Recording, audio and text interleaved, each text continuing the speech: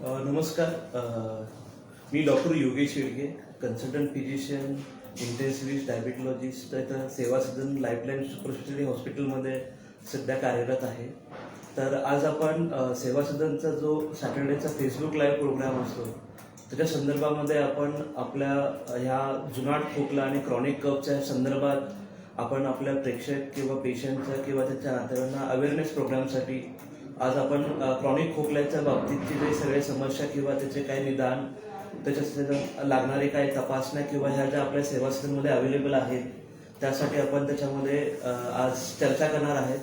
तर माझ्याबरोबर आहेत मॅडम.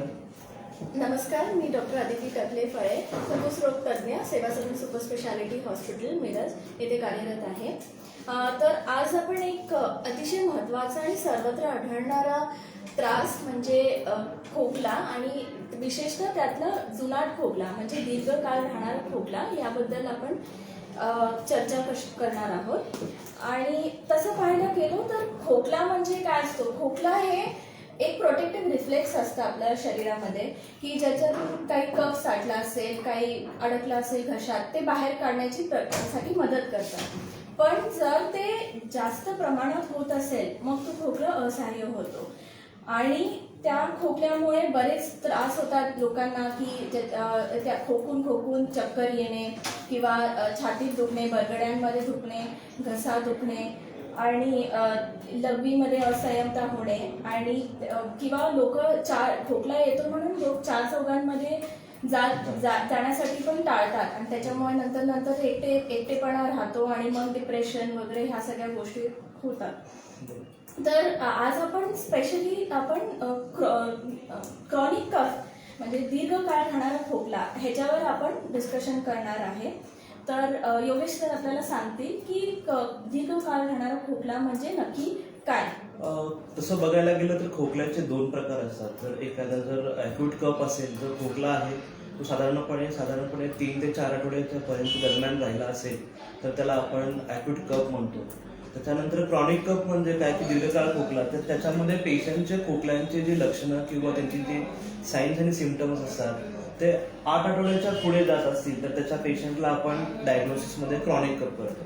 तर क्रॉनिक कफची कारणं काय असू शकतात, त्याच्यामध्ये काय आपल्याला थोड्या प्रेक्षकांना तसं त्याच्याबद्दल सांगता येईल का तिथे? तर क्रॉनिक कफ ह्याच्यामध्ये बरेच कारणं असतात पण त्यातली महत्त्वाची कारणं जी आहेत त्याच्याबद्दल आपण आज डिस्कस करूयात. त्याच्यामध्ये सगळ्यात महत्त्वाचं म्हणजे ज्या लोकांना सायनसचा त्रास असतो आणि काही लोकांचे हाड एका बाजूला वाढलेलं असतं किंवा ॲलर्जीचा त्रास असतो, त्याच्यामध्ये ते नेहमी घशात असं करून तो खोकला त्यांना राहत असतो. नेक्स्ट दमा असतो, बालदमा, आणि तो बालदमा बालपणी तो कमी होतो पण नंतर परत तो उद्भवू शकतो. तर त्याच्या वेळेस पण असंच खोकला राहू शकतो. किंवा काळा दमा असतो ज्याला आम्ही COPD म्हणतो, जे बीडी सिगरेट ओढणारे लोक असतात त्यांच्यामध्ये हा जास्त खोकला बघायला मिळतो. किंवा ज्या लेडीजनी चुलीवर स्वयंपाक केलेला असतो त्यांच्यामध्ये COPD लेडीजमध्ये हे कॉमन असतं.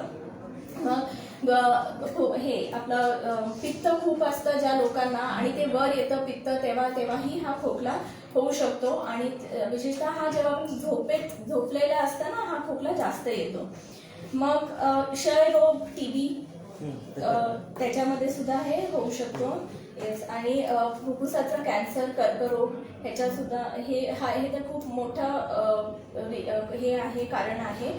आणि फुफ्फुसामध्ये काही इन्फेक्शन झाल्यामुळे जी जाळी तयार होते त्याच्यामध्ये सारखे इन्फेक्शन्स होऊन ज्याला आम्ही इंग्लिशमध्ये म्हणजे आमच्या मेडिकल लँग्वेजमध्ये ब्रॉन्किएक्टेसिस असं म्हणतो, तर त्याच्यामध्येही असं होऊ शकतं. सगळ्यात आता ट्रेंडिंग म्हणजे पोस्ट कोविड फायब्रोसिस आणि इंटरस्टिशियल लंग डिझीज ह्याच्यामध्येही हा क्रॉनिक खोकला होऊ शकतो. तर प्लस ॲलर्जी, धुळीची ॲलर्जी ह्याच्यामध्ये सुद्धा हा प्रकार बघितला जातो. आणि फुफ्फुसांचे आणि त्याच्याबरोबर हृदयाचे आजार, जर हृदयाचं पंपिंग कमी असेल आणि त्याच्यामुळे फुफ्फुसांच्या बाजूला जे कव्हरिंग असतं त्याच्यामध्ये जर पाणी होत असेल किंवा फुफ्फुसांमध्ये पाणी होत असेल तेव्हाही हा खोकला राहू शकतो. मग त्याच्यामध्ये पायाला सूज येणे असं असतात. आता या खोकल्याबरोबर काही दुसरीही लक्षणे असतात. असं नाही की नुसताच खोकला असतो, त्याच्याबरोबर दुसरी लक्षणे असतात. तर योगेश सर आपल्याला हे दुसरी लक्षणे काय आहेत हे सांगतील. एखाद्या पेशंटच्या ह्याच्यामध्ये जर इन्फेक्शन असेल, त्याच्यामध्ये अन्न नलिके किंवा मध्ये याच्यामध्ये जर ऑब्स्ट्रक्शन झालं असेल, त्याच्यामध्ये पेशंटला कधी कधी फॉरेन बॉडी जर असेल तर त्या कारणामध्ये पण पेशंटला बऱ्याच प्रमाणात खोकला राहू शकतो. आणि हे फॉरेन बॉडी खूप कधी कधी समजत समजत नाही नसतंय की त्याच्यामध्ये. असेल म्हणून, पण ते नंतर त्याचं डायग्नोसिस बरोबर, होतं की बरोबर. त्याच्यामुळे हा खोकला होतोय. ओके. दुसरी अशी लक्षणं असतात की काही लोकांना प्रिव्हियस जर तुम्ही बोलले त्याच्याप्रमाणे की कोविड पोस्ट कोविडच्या मध्ये ज्या प्रमाणाच्या पेशंट त्याच्यामध्ये जाळीदार फुफ्फुस बनलेलं असतं, फायब्रोसिस, त्या कारणांच्यामुळे पण बऱ्याच प्रमाणात क्रॉनिक कफ राहतो. सिस्टिक ब्रॉन्कायटिस, सिस्टिक फायब्रोसिस असे काही जुनाट आजार असतात की ज्या आजारांच्या ह्याच्यामध्ये बऱ्याच प्रमाणात त्या लोकांना अगदी पूर्वीच्या ह्याच्यामुळे किंवा ज्या म्हणजे संधिवात असेल तर संधिवात असणाऱ्या लोकांच्या म्हणजे फुफ्फुसांची कार्य करण्याची क्षमता ही बऱ्याच प्रमाणात मंदावलेली असती. तर त्या लोकांच्या ह्याच्यामध्ये भरपूर प्रमाणात त्या लोकांना खोकला असतो, पण त्या लोकांना असं वाटत असतं की बाबा ह्या सगळी लक्षणं ही आमच्या संधिवातामुळे नाहीत, तर दुसऱ्या कुठल्या कारणामुळे असू शकतील का. तर त्यासाठी आपल्याला जेणेकरून लवकरात लवकर डॉक्टरांना भेटणं, कारण खोकला हा साधारणपणे प्रत्येक लोकांना असतो किंवा ज्या लोकांच्या हृदयाच्या लोकांच्या ह्याच्यामध्ये एक विशिष्ट प्रकारची रक्तदाब कमी करण्याची औषधं असतील तर त्याच्यामध्ये त्यांना ते ब्रॉसिकअप किंवा आपण एक वेगळा डांगा खोकला किंवा एकदा असा खोकला याच्यामध्ये की त्या एसी इनहिबिटर नावाचे जे ड्रग असतात जे आपल्याला रक्तदाब कमी करण्यासाठी दिले जाऊ शकतात, त्या कारणामुळे पण बऱ्याच प्रमाणात त्या लोकांना खोकला हा क्रॉनिक राहू शकतो. अशी पण लक्षण आहे. जर समजा हा असा क्रॉनिक खोकल्याचा पेशंट जर आपल्या सेवा सदनमध्ये आला तर त्या पेशंटच्या ह्याच्यामध्ये आपण त्याच्या तपासण्या किंवा काय करेल त्याच्याबद्दल थोडक्यात आम्हाला जरा प्रेक्षकांना माहिती द्यावी होती. आता बरेच ॲडव्हान्स निदान उपचार पद्धती आपल्याकडे अवेलेबल आहेत. म्हणजे जर आपल्याला बघायचं असेल की श्वासनलिकेमध्ये सूज आहे आणि जे दम्याचे प्रकार असतात, खोकल्याचा दमा किंवा धाप लागण्याचा दमा किंवा मग तो काळा दमा, त्या प्रकार ते सगळे प्रकार त्याच्यामध्ये ते ओळखण्यासाठी एक श्वासनलिकेची तपासणी असते. त्याच्यामध्ये आपण श्वासनलिकेची कार्यक्षमता तपासू शकतो. सिटी स्कॅन तर आहे, ते तर आता पोस्ट कोविड एरापासून सिटी स्कॅन तर खूप कॉमन झालेला आहे, पण त्याच्यामध्येही आपल्याला बऱ्याच माहिती मिळू शकतात. आता त्याच्यामध्ये आपण कॉन्ट्रास्ट देऊन म्हणजे इंजेक्शन देऊन डाय देऊन आपण ते सिटी स्कॅन करू शकतो आणि त्याच्यामध्ये बरेच डायग्नोसिस होऊ शकतात. स्पेशली कॅन्सर ही लवकर त्याचं निदान होऊ शकतं.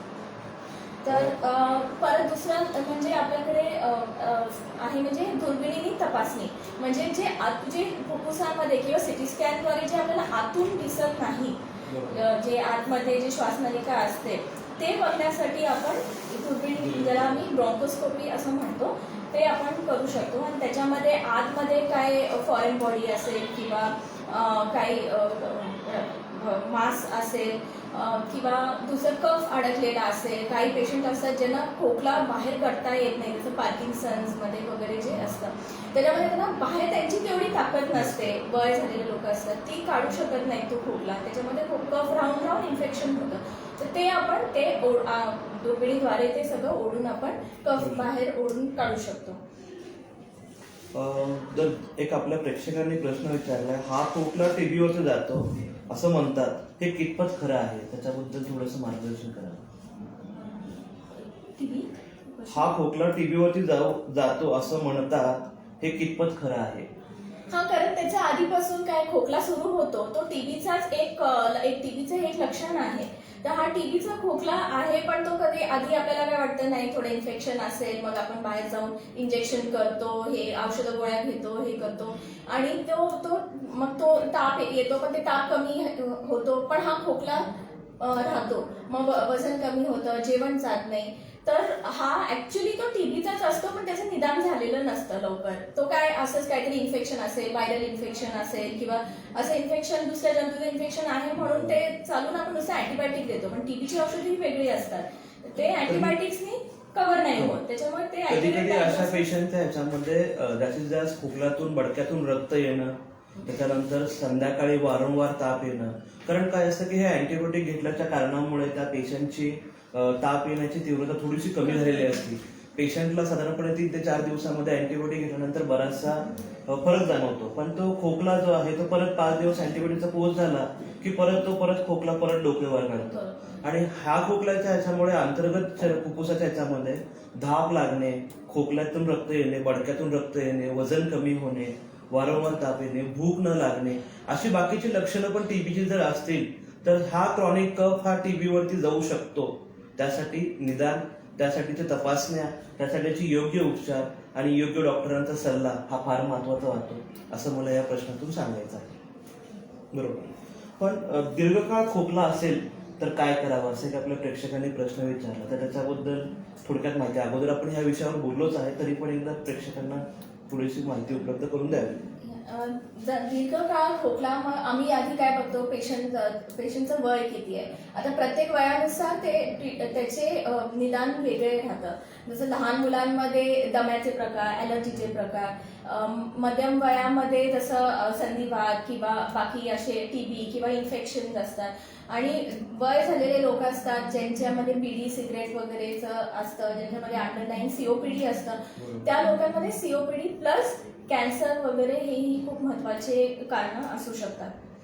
किंवा मग तसं पोस्ट कोविड फुफ्फुसामध्ये जाळी झाली असते किंवा आधी टीबी होऊन गेलाय आणि त्याचे काही डाग राहिलेले आहेत, कारण आधी टीबीसाठी एवढे ॲडव्हान्स उपचार पद्धती नसायचे, तर त्याचे डाग बऱ्याच पेशंटमध्ये दिसून येतात.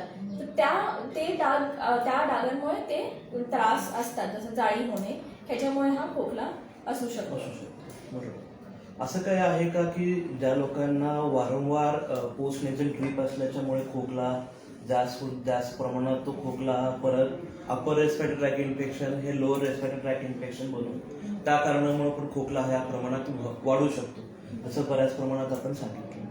तर ह्या ज्या तपासण्याच्या ज्या टेस्ट आहेत त्या ह्याच्यामध्ये अजून काही ॲडव्हान्स टेस्ट काय असू शकतात का की जेणेकरून आपल्याला त्याच्यामध्ये लवकरात लवकर निदान लागून त्या क्रॉनिक कफ्स किंवा ज्या टीबीच्या झाल्यामुळे जे आपले आतले फुफ्फुसांचा बिघाड आहे तो आपण त्या ठिकाणी थांबवू शकेल, असं काही तपासण्या आपण करू शकतो का? ॲलर्जी टेस्टिंग आहे की त्याच्यामध्ये बरेच टेस्ट आपण कुठल्या गोष्टीची ॲलर्जी आहे ते करू शकतो आणि त्याचा अकॉर्डिंगली मग त्याची ट्रीटमेंट असते. स्पेशली जे आपण अपर एअरवे कफ सिंड्रोम असं म्हणतो, जे नाकातून कफ खाली घशात उतरतो आणि त्याच्यामुळे त्या इरिटेशनमुळे तो खोकला होतो, त्याला अपर एअरवे कफ सिंड्रोम असं म्हणतो. तर जर आपण तिथंच त्या नाकातच ती ट्रीटमेंट स्टार्ट केली तर तो खोकला कमीच होणार आहे. ऍसिडिटी, बऱ्याच लोकांना ते लक्षात येत नाही की ऍसिडिटी आहे, असं वाटतं काय एवढा खोकला आहे, पण तो ऍसिड वर येत असल्यामुळे तेही होऊ शकतं. मग त्याची ट्रीटमेंट काय, ऍसिडिटी कमी करायला किंवा आतून दुर्बीण करून बघण्यासाठी. जीआरडी जो आजार आहे, जीआरडी आजार, तर जीआरडी आजार म्हणजे ज्या ह्याच्यामध्ये गॅस्ट्रोइसोफेजियल रिफ्लक्स डिसीज, वारंवार आम्लपित्त आपल्या तोंडावरती येऊन जठराच्या ह्याच्यामध्ये अंतर्गत हे करून त्या पेशंटला बऱ्याच प्रमाणात हा क्रॉनिक कफ राहू शकतो. कारण जीआरडी मध्ये असं बघायला गेलं तर 50 to 70% लोकांना हा कफ राहतो, पण त्याचे निदान हे लवकर होत नाही. त्यासाठी कधी कधी आपण दुर्बिणीतून अन्ननलिका तपासून त्याच्यामध्ये जर पेशंटचा जीआरडी त्या ठिकाणचा जो आपला आतड्याचं जे वरचं जे आवरण आहे त्याच्यामध्ये कधी आम्लपित्त किंवा त्याच्यामध्ये इजा झाली असेल तर त्या कारणामुळे पण जीआरडी मुळे पण असू शकतो. आपण जसं हे केलं त्याची तपासणी आपण त्या मार्गाने करून आपण हे करू शकतो. अजून एक प्रश्न आपल्याला आहे की किती काळापर्यंत खोकला असेल तर टीबी असू शकतो, असं काय आपल्याला सांगता येईल त्याच्यामध्ये? तसं सांगू शकत नाही, कारण स्टार्टिंगलाच तो खोकला टीबीचाच असू शकतो, टीबीमुळेच तो खोकला असतो. तर फक्त हे की ते ताप जातो, बाकी सगळा त्रास कमी होतो, पण खोकला राहतो. तर म्हणजे की जर 3 आठवड्याच्या वर जर खोकला राहत असेल तर तो टीबीसाठी नक्कीच टेस्ट करून घ्यावी. टीबीसाठी आपण प्रेक्षकांना काय सांगाल की म्हणजे जेणेकरून आपण आता टेस्ट ज्या करतो त्याच्यामध्ये कोणत्या प्रकारच्या टेस्ट आपण करू शकतो? आता बऱ्याच वेळा असं बघितलं गेलं की टीबीच्या लोकांमध्ये खोकला असतो, पण तो फक्त कोरडा खोकला असतो, तो कफ ते बनवू शकत नाही, त्याच्यामुळे मग ते तपासणी करू शकत नाही, त्यांना बैठकाच येत नाही तर तपासणी करून करणार.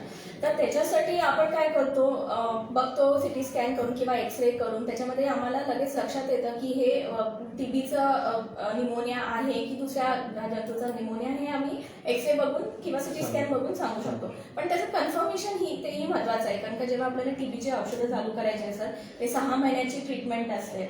तर आणि ते हाय पावरची मेडिसिन्स औषधं असतात, त्याचा लिव्हरवर परिणाम होऊ शकतो. त्याच्यामुळे आपल्याकडे पॅथॉलॉजिकल लॅबोरेटरी डायग्नोसिस असणं खूप महत्वाचं आहे की हा टीबीच आहे असं.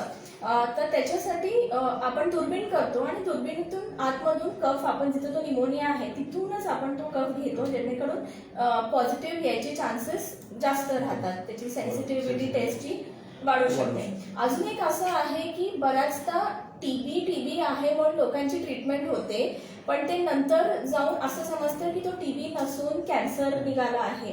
हेही खूप महत्वाचं आहे आणि त्याच्यामुळे मग वेळ जातो. 3 महिने गेलेले असतात तरी पण पेशंट रिस्पॉन्ड करत नाही, वजन कमी होत चाललं असतंय, कॅन्सर पसरत चाललेलं असतं, पण ट्रीटमेंट टीबीची चालू असते.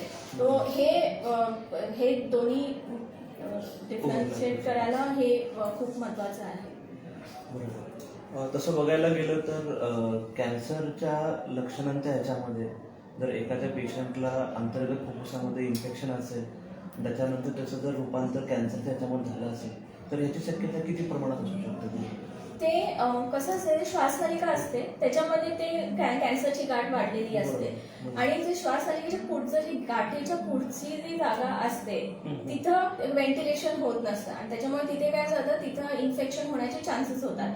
त्याच्यामुळे बऱ्याचदा पेशंट आपण असं बघतो की त्यांना निमोनिया असतो, पण तो निमोनिया अँटीबायोटिकला रिस्पॉन्ड करत नाही. पण जेव्हा आतून बघतो, दुर्बीण करून बघतो, तेव्हा आपल्याला असं समजतं की ते कॅन्सरची गाठ ती आहे आणि मग त्याच्या पुढे तो निमोनिया झालाय असं. म्हणजे त्याची ट्रीटमेंट झाली की मग त्याची पण पुढं निमोनियाची ट्रीटमेंट होते. आता सध्याच्या ज्या वातावरणामध्ये पोस्ट कोविड किंवा जे स्वाईन फ्लू आजार आहेत तर त्याची लक्षणं आणि खोकल्याची लक्षणं अशी असेल, त्याच्या संदर्भात पण थोडीशी माहिती आपण प्रेक्षकांना दिली.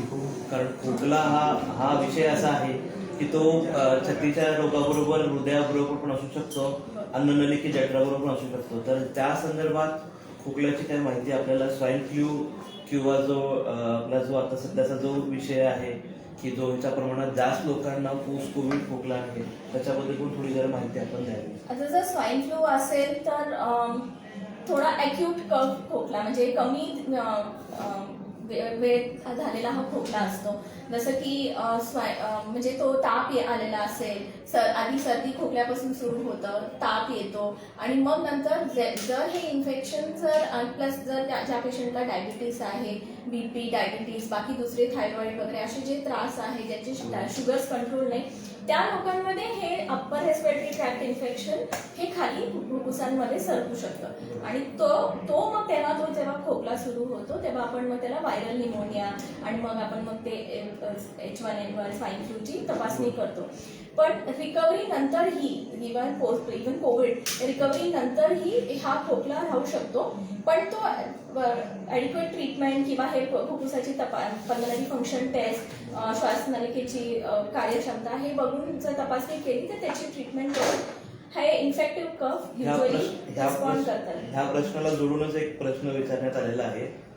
कफ साचून निमोनिया होतो ना, पण कफ बाहेर पडत नसेल आणि निमोनिया तपासण्यासाठी काय करावं? त्याच्यासाठी ही ब्रॉन्कोस्कोपी जी दुर्बीण आहे ते आम्ही आत जाते, श्वासनलिकेच्या आतमध्ये ती दुर्बीण जाते आणि ती त्याच्यातून मग तो कफ जिथं आहे तो आम्हाला आतून दिसतो आणि मग त्यातून आम्ही ते वॉशिंग्स घेतो आणि ते आपण तपासायला देतो. ही तपासणी आपल्या हॉस्पिटलमध्ये होते? येस, होते आपल्याकडे आणि अगदी माफक दरात होते आणि खूप डायग्नोस्टिक आहे, त्याची खूप व्हॅल्यू आहे. म्हणजे त्याच्यात जे आपल्याला बराच जे इतक्या दिवसाचं जे डायग्नोसिस नाही होत त्या दुर्बिणींनी बऱ्याचदा लवकरात लवकर डायग्नोसिस. म्हणजे ह्या प्रेक्षकांनी किंवा ह्या पेशंटच्या नातेवाईकांनी त्याचा संधीचा लाभ नक्की घ्यावा असं मला त्या दृष्टिकोनातून सांगायचं. आणि ती तपासणी अशी खूप मोठी पण नाहीये.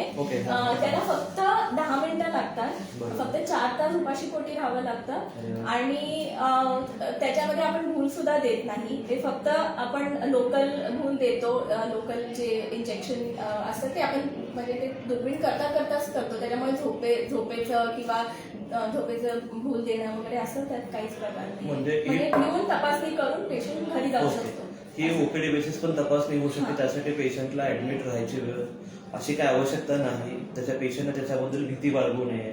लवकरात लवकर निदान हे पटकन त्याच्या झाल्यानंतर आपली त्याची उपचार पद्धती वेगळी, त्याच्यामध्ये आपण त्या पेशंटला लवकरात लवकर त्या आजारातून मुक्त करण्यासाठी बऱ्याच प्रमाणात ह्या संधीचा आपण जे ब्रॉन्कोस्कोपी म्हणतो त्याचा लाभ आपल्या ह्या प्रेक्षकांनी आणि त्याच्याबद्दल पेशंटच्या नातेवाईकांनी घ्यावा हे सांगण्यासाठी आहे. अजून एक प्रश्न आला की दीर्घकाळ खोकला फुफ्फुसावर काय परिणाम होतो आणि तुमच्या हॉस्पिटलमध्ये ह्यासाठी जर ट्रीटमेंट घेता येणार का, म्हणजे ह्या संदर्भात प्रश्न आहे. कारण बऱ्याच प्रमाणात असं बघायला गेलं तर लोकांना मल्टी स्पेशालिटी हॉस्पिटल किंवा हे त्याच्यामधले जे खर्च याचे सगळे त्याचे जे की खर्चाचे त्याच्यामध्ये वाढणारे जे हे असतात परिणाम, त्याच्यामुळे बऱ्याच लोकांना असं वाटतं. तर अगोदर मॅडमने सांगितलंच आहे, तरी पण ते थोडंसं त्याच्याबद्दल जरा माहिती आणि लोकांना गायडन्स द्यावं असं मला वाटतं. खोकला सारखं होत असेल तर एक तर त्याचं ते काय आहे ते समजलं नसल्यामुळे आपण 10 ठिकाणी जे लोक काय सांगतील इकडे जा तिकडे जा ट्रीटमेंट घ्या हे घ्या ते घ्या, त्यात तर पहिल्या गोष्ट खूप पैसा खर्च होतो आणि रिलीफ तर मिळत नाही खोकल्यापासून. आणि हा खोकला राहून मेन म्हणजे काय तर पेशंटच त्याला ते असह्य होतं, इंटॉलरन्स होतो. आणि जसं मी म्हणलं खोकला येतो म्हणून बाहेर जात नाही, मग त्याच्यानंतर ते घरात बसून बसून डिप्रेशन होतं, बाकीच्या घरच्या लोकांना त्याचा त्रास होतो किंवा असं वाटतं की काय हा पेशंट इन्फेक्टिव्ह आहे का, ह्याच्यामुळे आपल्याला होऊ शकतं का, किंवा घरात लहान मुलं असतात त्यांना होऊ शकतं का, असे बरेच शंका असतात. तर त्याच्यापेक्षा एवढं सगळं फिरत बसण्यापेक्षा डायग्नोसिस करून त्याचा उपचार घ्यावे. बरोबर. एका छताखाली जर आपल्याकडे उपचार पद्धती आणि त्याचे जे प्रोटोकॉल्स किंवा त्याचे डायग्नोसिस जर होत असेल तर त्याची काय संधी आपण हे करून घ्यायची तर असं मला वाटतं. तर दुसरं आहे खोकला किती काळ असेल तर जुनाट, आणि खोकल्यामुळे आपण जुनाट असेल तर जाणू शकतो का, असा एक प्रश्न विचारला. कारण आपला जो आजचा टॉपिक आहे जुनाट खोकला क्रॉनिक कफ त्या संदर्भात म्हणजे अजून एक प्रेक्षकांना त्याच्याबद्दल थोडी माहिती आहे. किती काळ जर खोकला असेल तर त्याला जुनाट खोकला म्हणायचं. खोकल्याचे म्हणजे 3 प्रकार असतात. जो ॲक्यूट असतो तो 3 आठवड्याच्या आतमधला खोकला असतो. जो 3 ते 8 आठवडे त्याला आम्ही सब ॲक्यूट कफ म्हणतो. तो युजली पोस्ट इन्फेक्टिव्ह इन्फेक्शन वगैरे झाल्यानंतर जो खोकला थोडा दिवस जास्त काळ काही लोकांमध्ये राहतो तो असतो. पण 8 आठवड्यांच्या वर जर हा खोकला असेल तर ह्याला आम्ही क्रॉनिक कफ म्हणजे जुनाट खोकला असं म्हणतो. बरोबर. अजून खोकल्या संदर्भात बऱ्याच लोकांच्या शंका आणि प्रश्न आहेत, तर आपण त्याच्याबद्दल पण थोडंसं बोलू. अशा लोकांना आपण काय सल्ला द्याल की जेणेकरून ह्याच्यापासून लवकरात लवकर आजारातून मुक्त होण्यासाठी त्यांना मदत होईल असं हे कळलं. लवकर येऊन दाखवा, बाहेर पडा आणि दाखवा. म्हणजे ते होत आहे म्हणून घरात बसू नका. आणि खूप लवकर डायग्नोसिस होतं, लवकर ट्रीटमेंट होतं, त्याच्यामुळे लवकर येऊन ट्रीटमेंट घ्या. बरोबर. हा जर जुनाट खोकला जर हा आहे तर हा संसर्गजन्य असू शकतो का? जर हा TB आहे तर तो पसरणार आहे. जर खोकत असेल तर तो पसरणार आहे. तर तो सगळ्यात TB हा सगळ्यात महत्वाचा. बाकी कॅन्सरचा किंवा बाकी हे दुसरे खोकला जे असतो तो एवढा कधी असं बरोबर.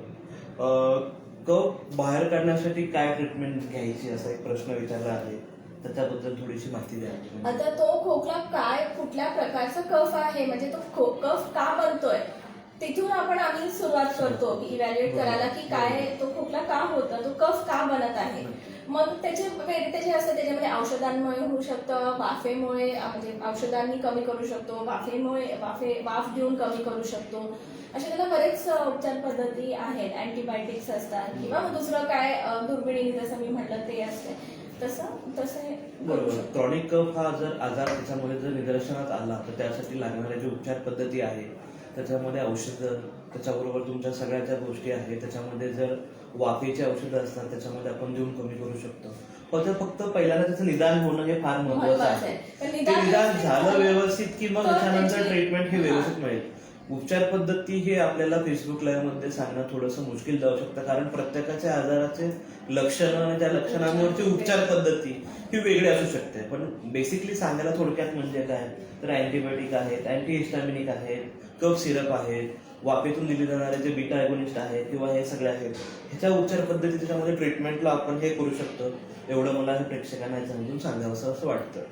जर समजा एखाद्या पेशंटला जर पूर्वी काळाचा दमा किंवा जर श्वसनलिकेचा आजार असेल तर त्याच्यामध्ये वेगवेगळी लक्षणं अशी काही आढळून येऊ शकतात का की जी त्याच्यामध्ये पेशंटला हा जुनाट खोकला आहे असं कळू शकेल त्याच्यामध्ये? त्याच्यामध्ये जर दमा असेल एखाद्याला तर तो त्याच्यामध्ये छातीतून घरघर आवाज येणे, सुई सुई आवाज येणे, झोपल्यावर थंड हवा आली की थंड म्हणजे हवेत थंड असेल तर मग तेव्हा असं छाती गच्च गच्च वाटणे, सुई सुई आवाज येणे हे होऊ शकतं. रात्रीच्या वेळेस जास्त त्रास होऊ शकतो, असं होऊ शकतं. किंवा खोकला, आता काही लोकांना दम लागतं, काही लोकांना धाप पण लागत नाही पण फक्तच खोकला येतो, त्याला तोही एक दम्याचा प्रकार आहे ज्याला आम्ही कफ व्हेरियंट अस्थमा म्हणतो. तर तोही त्याचं निदान होऊ शकतं आणि म्हणजे हे एकदम ट्रीटेबल गोष्टी आहेत ह्या. म्हणजे पेशंटने औषधं ट्रीटमेंट सुरू केली की त्यांना नक्कीच त्याच्यासाठी त्यांनी रिलीफ मिळू शकतो. अजून एक प्रश्न आलाय की एक प्रेक्षक आपल्याला विचारतात, मला सर्दी होती पण त्या कानातून कफ बाहेर पडतो, तर त्याच्याबद्दल थोडीशी माहिती आम्हाला द्यावी. कानातून तो कफ पडत नसेल मग तुमची ती सर्दी आहे ती सर्दी काही लोकांना बाहेर पडते, काही लोकांची सर्दी आतमध्ये म्हणजे घशात राहते, ती बनते आणि मग तो खोकल्यात त्याचं रूपांतर होतं. आणि तुम्ही ते कानातलं म्हणताय ते कदाचित मग कानात मग ते सायनसमुळे किंवा कानाच्या काही पडद्याचा काही त्रास असेल आणि ते जर बाहेर पडत असेल तर मग ते कानात पडद्यात अंतर्गत इन्फेक्शन सायनसेस मधून कधी तुमच्या आतल्या पडद्याच्या किंवा आतले जे आपले जे पडदा असतो कानाचा त्याच्यामधून कधी कधी हे तर हे अॅक्यूट व्हायरल जो सायनोसायटिस आहे ते कधी ते ओटायटिस मीडिया किंवा अॅक्यूट ओटायटिस किंवा क्रॉनिक ओटायटिस मीडिया असेल तर त्यासाठी तुम्ही नक्की आमच्या ENT सर्जनचा पण सल्ला ह्याच्याबरोबर घेतला पाहिजे असं मला वाटतं. ह्याच्यामध्ये ह्या सगळ्या गोष्टी आणि हे बघतात बऱ्याच प्रमाणात. तर आता थोडेच काहीचे मिनिट शिल्लक आहेत, तर ह्या खोकल्याच्या संदर्भात थोडंफार काही मार्गदर्शन जर असं केलं की बाबा जेणेकरून हा खोकला होऊ नये पण त्यासाठी काय थोडंसं आपल्याला जर मार्गदर्शन करता आलं तर ते थोडंसं त्याच्याबद्दल 1-2 मिनिटं बोलावं. ॲलर्जी हे खूप कॉमन आहे. म्हणजे जर आपण 100 लोक घेतली तर त्याच्यामध्ये 70 लोकांना ॲलर्जी असते आणि धुळीची ॲलर्जी तर ही खूप कॉमन आहे. तर ॲलर्जी म्हणजे जी ॲलर्जी होते मग त्या ॲलर्जीमुळे बऱ्याच गोष्टी होऊ शकतात. काही लोकांना अंगावर खाज येऊ शकते, काही लोकांना डोळ्यातून सारखं पाणी येऊ शकतं, काही लोकांना नाकात सर्दी सारखं म्हणजे सारखं पाणी वाहत असतं नाकातून ते होऊ शकते, काही लोकांना खोकला होऊ शकतो आणि नंतर ती जर सर्दी कंटिन्यू अशी राहिली तर ते फुफ्फुसांमध्ये खाली सरकू शकते ती सर्दी आणि तिथं श्वासनलिकेला सूज येऊ शकते आणि त्याला आम्ही तो ॲलर्जिक दमा आहे असं म्हणतो. त्यामुळे जरी सायनसचा त्रास लोकांना होत असेल किंवा सारखं डोकं दुखतंय, नाक सारखं बंद गच्च राहतं, सारखं इन्फेक्शन होतं तर तो लवकर ट्रीट करून घ्यावा. कारण ते जर कंटिन्यू राहिलं तर ती सूज खाली सरकते आणि ते दम्यामध्ये त्याचं रूपांतर होऊ शकतं. बरोबर. म्हणजे लवकरात लवकर डायग्नोसिस आणि ते जर वरची सर्दी जर अपर रेस्पिरेटरी इन्फेक्शन जर असेल तर वरचं जे सर्दीचे जर उपचार व्यवस्थित योग्य प्रमाणात घेतले तर आपण हा क्रॉनिक खोकला रोखू शकतो. हे आजच्या फेसबुक लाईव्हच्या माध्यमातून आपण इथे सगळ्यांना आपण सांगत आहोत. तर बऱ्याच प्रमाणात आपल्या प्रश्नांची उत्तर आदिती मॅडमने दिलेली आहेत.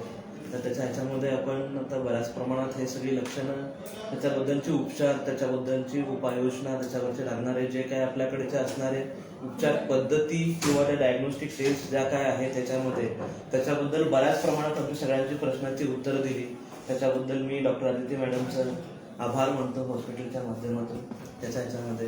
तर आपल्या ओपीडीचं टायमिंग ह्याच्यामध्ये काय आहे किंवा त्याच्याबद्दल कधी आपल्या पेशंटनी त्याच्याबद्दल तुमचा सल्ला घ्यावा असं त्यासाठी थोडंसं आपल्या शेवटच्या प्रश्नाचं उत्तर आपण द्यावं. आपल्याकडे ओपीडी 9 ते 11 असते. पल्मोनॉलॉजिस्ट आणि राऊंड द क्लॉक पल्मोनॉलॉजिस्ट अवेलेबल आहे सेवा सदन हॉस्पिटलमध्ये.